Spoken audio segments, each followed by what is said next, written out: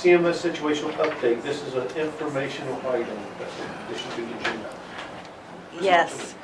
Chairman Littleton and members of the board, and definitely everyone who's able to hear this report this evening, we're glad to be at the point that we're at, because we're at the point where our return to normal situation at Covington Middle School is imminent. So we're very pleased to bring you an update to that end this evening, and I am speaking from our notes that are also projected here.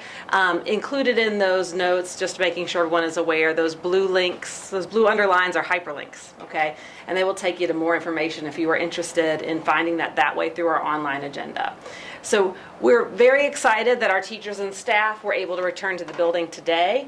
They did a fabulous job preparing their classrooms for everyone's return tomorrow. So that's an exciting step, because we've all really missed our students at Covington Middle School in person. While our staff has absolutely done a tremendous job providing for continuity of instruction for them, it'll be so nice to have them back in person and have them in a more normal situation.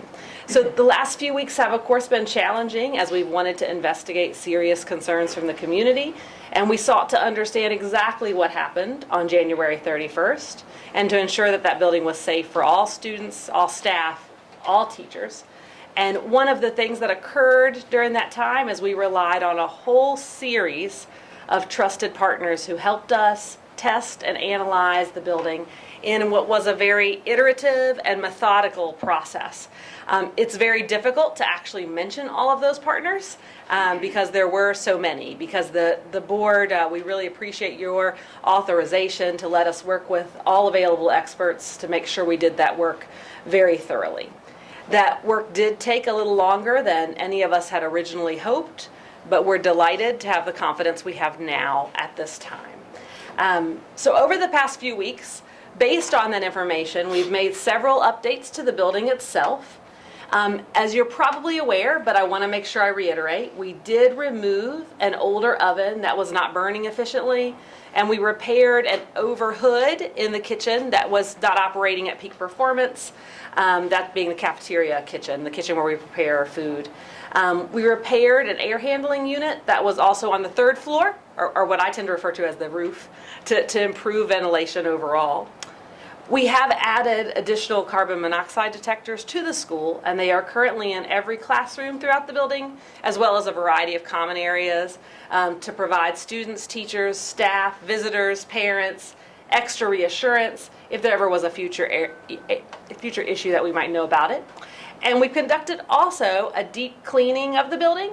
That was something that we thought just made prudent sense, given that it's cold and flu season, and that was able to support the ongoing good work of our school custodians and our maintenance staff in that building. So hopefully that will help us uphold the health and well-being of our students and staff as they return to that in-person experience on a more normal schedule. Of course, what happened in late January was certainly challenging, unexpected, unprecedented. It took a lot of teamwork to get to this point, and that teamwork certainly includes the hard work of our teachers, our students, their families, a variety of individuals in our community, a variety of organizations in our community, as well as a variety of state agencies that assisted us and vendor partners.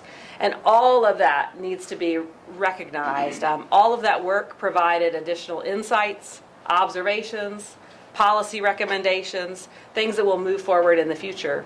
But we do want those words of thanks to be loud and clear this evening, because we really appreciate everyone's hard work. That collaboration is, of course, very important, and any kind of challenge can challenge a community, but communities can also rise to meet those challenges. And we really appreciate that we're at this point at this time. As part of this update, we want to make sure we've reminded everyone that there is what we refer to as a microsite. It's a website that's a whole different site than our regular website, and it does, through the graciousness of the school board, contain 2 full reports that the community or anyone can access through that website. So a mechanical study that was done about the building and an environmental study that was done about that building are available to you in full text, and they are relatively newly received. Those documents were received last week and actually prompted the board's decision to move back to in-person instruction.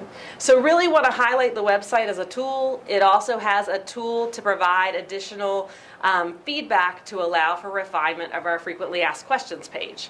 And we want to continue to keep that updated. And that does take a little bit of time, so there is a time gap between the time an individual might submit a question and when a response to that question might appear on the website. But we are using that information, and we really appreciate the opportunity to do so. So a lot of work has been done. We really appreciate all of the hard work and the deliberate guidance of the board, again, on this very iterative and methodical process that has occurred. And Ms. Sneed Johnson has also been obviously very involved in this, and I want to make sure I didn't miss anything in that update. No, very comprehensive. Thank you for doing that tonight. Thank you. Thank you. Thank you, Thank you. Superintendent. Do we have questions by the board members? Just a clarifying question. So my understanding is the gas oven was removed, Correct. the gas line capped, and then replaced with an electrical oven? Is that accurate? Ms. Sneed Johnson has the best and most up-to-date information, because I'm going to make sure she responds to your question. Okay, so we are hoping to start cooking with electricity in the very near future. We have ordered equipment. We are going to try what we've been hoping to do, not try, we are going to do what's called moving food from Mountain View Elementary School in a centralized kitchen endeavor that Ms. Buckner, our school nutrition person, has been wanting to do for a number of years.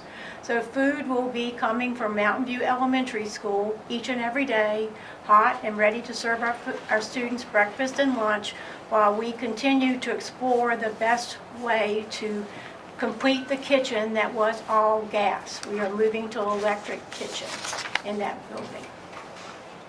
Did I answer your question, Mr. Woodson? Yes, ma'am, I think so. You might want to update the website, I guess. With the video. Yes, sir. It did have a video of me saying that we had received a piece of equipment, that we were installing it, and then we chose to send that piece of equipment back and move to a different piece of equipment. So it does need to be updated, and I thank you for bringing that to our attention. Any other questions from any board members? Doesn't sound like it. Okay. Thank you very much. Thank you. Superintendent Halterman. Thanks. Ms. Sneed Johnson.